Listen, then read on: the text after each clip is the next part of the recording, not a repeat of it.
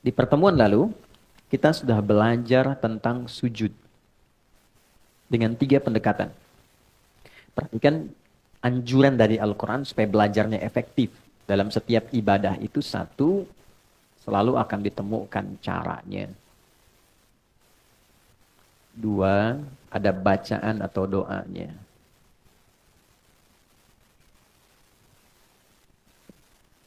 Tiga, nah ini yang jarang dikaji. Saya garisi yang dua ini. Nah ini hikmahnya. Atau maknanya apa. Dan implementasi kehidupannya. Oke. Nah, pola belajar seperti ini yang menjadikan pengetahuan kita itu satu lebih lengkap, kedua lebih dalam, yang ketiga lebih terasa dalam kehidupan karena tahu makna dan praktikalnya. Misal, ketika saya sampaikan di awal bahwa pertama saat memulai sholat kan dibuka dengan takbir kan? Cara satu, angkat tangan sejajar dengan bahu di sini.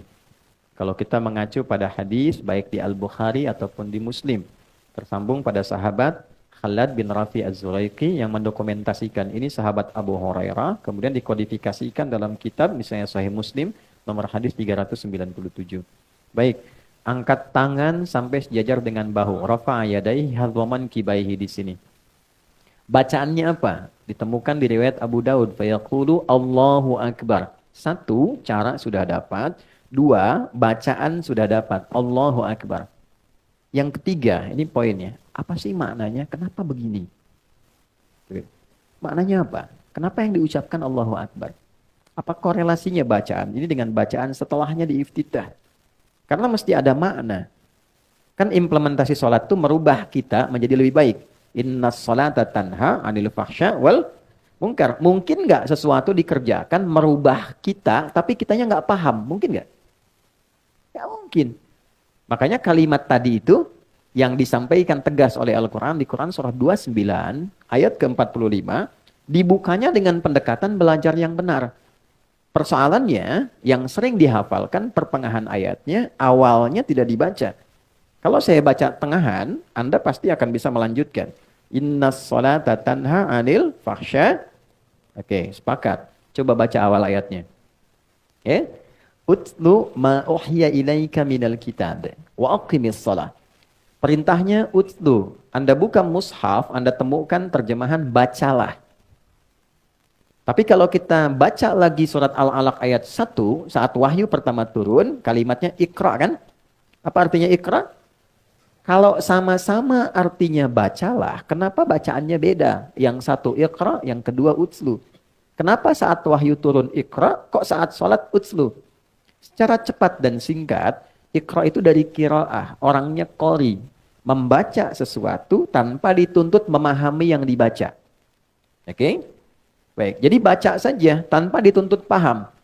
Makanya saat kita ngaji kan ada ikra ya, qiraati, kan itu hanya bacaan tanpa dituntut paham.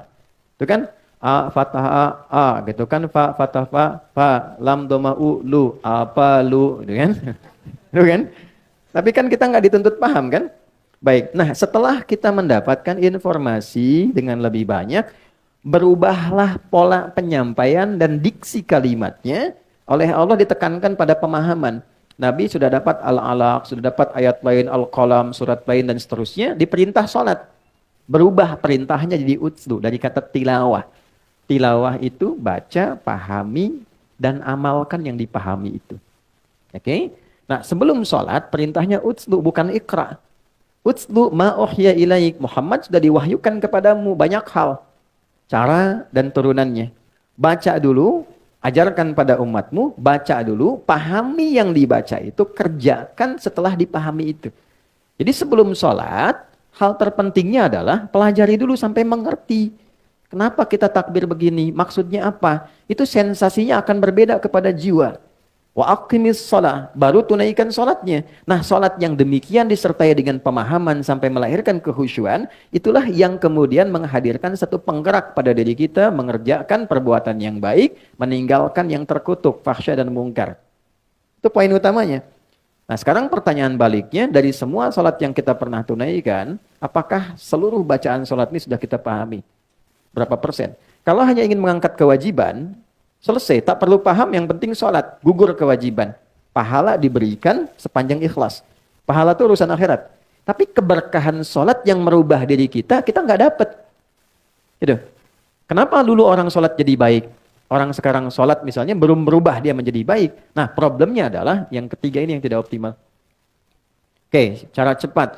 Tinggalkan nih. Buang urusan dunia ke belakang. Tinggalkan. Saat akan sholat kalau pengen khusyuk, dunia buang ke belakang. Jangan dibawa lagi. Problemnya ketika orang sholat, dunia masih dibawa. Sehingga ketika lisannya mengatakan Allahu Akbar, di kepalanya masih proyek Hu Akbar. Ya kan? Jemuran Hu Akbar, cicilan Hu Akbar, gitu kan? Itu yang sering masuk terbawa. Padahal spirit asalnya buang. Wa annahum ilaihi raji'un. Al-Baqarah ayat 46. Kalau sudah mau sholat, semua dunia dibuang ke belakang. Nabi katakan ke sahabat, ij'alu ya, sholatikum sholatun muwadda. Jadikan sholat kalian seperti sholat perpisahan. Maksudnya apa? Dunia buang dulu. Karena yang dibawa ini urusan akhirat. Lalu ucapkan tidak ada yang tinggi dibandingkan Allah. Allahu Akbar. Itulah sebabnya kenapa bukan Ar-Rahman, bukan Ar-Rahim. Supaya yang lain kecil, yang diagungkan yang besar saja. Nah, lalu disertakan rasa. Ini yang dihadirkan Abu Bakar As-Siddiq. Baru takbir itu sudah gemetar, nangis beliau. Kenapa? Karena takut lisannya mengucapkan Allahu Akbar. Sementara sebelum sholat merasa besar dirinya. Merasa besar dibanding istri, merasa hebat dibanding suami, angkuh dari teman, yang paling segalanya. Terus dengan bangga mengatakan Allah yang maha besar, padahal dia sudah berbuat besar sebelum dia sholat. Makanya setelah itu dia pasrahkan dirinya, berdoa dengan baik, dipilihlah satu dari 9 doa iftitah yang pernah kita bahas. Nah ini cara pembelajaran seperti ini saat akan dipraktekkan, itu membawa dampak berbeda.